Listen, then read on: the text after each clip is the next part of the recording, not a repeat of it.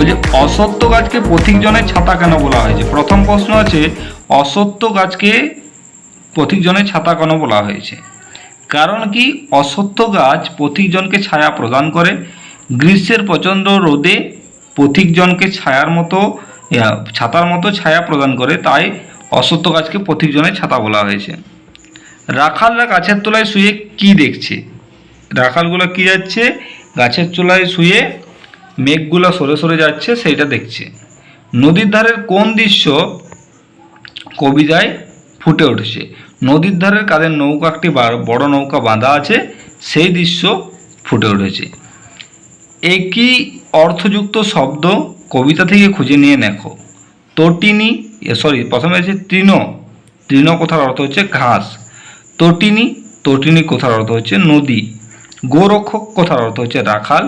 পৃথিবী কথার অর্থ হচ্ছে বিশ্ব। জলধর কথার অর্থ হচ্ছে মেঘ। নিচের বিশেষ্য পদগুলিকে বিশেষণে এবং বিশেষণগুলিকে বিশেষ্যে পরিণত করো। ঘাস ঘেঁষো, রাখাল রাখালিয়া, আকাশ আকাশী, মাঠ মেঠো, আদর আদুরে, গাছ গেছো, লোক লৌকিক।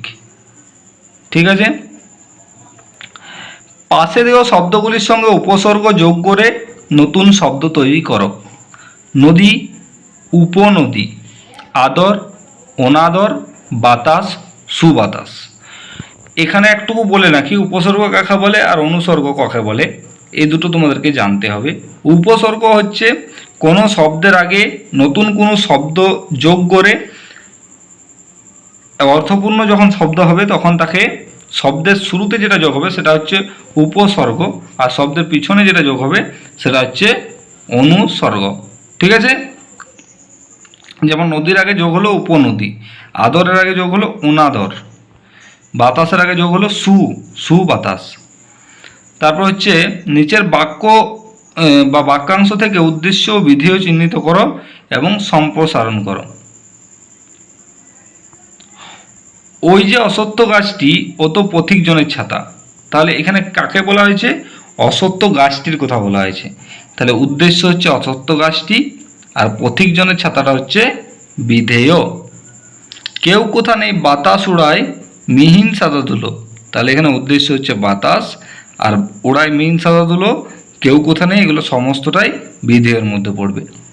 আঁচল পেতে বিশ্বভুবন ঘুমাচ্ছে, ওখানে কে ঘুমাচ্ছে? বিশ্বভুবন, তাহলে বিশ্বভুবনটা হচ্ছে উদ্দেশ্য এবং বাকি অংশ হচ্ছে বিধেয়।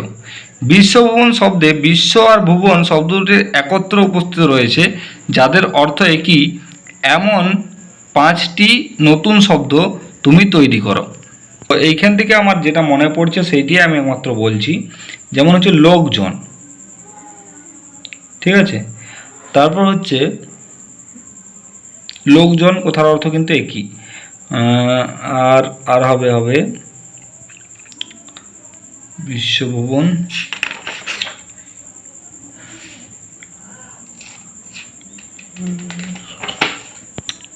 বিশ্বজগৎ হতে পারে একটা। তারপর শুধুমাত্র, এরকম একটা হতে পারে, শুধু এবং মাত্র একই কথায় হয়।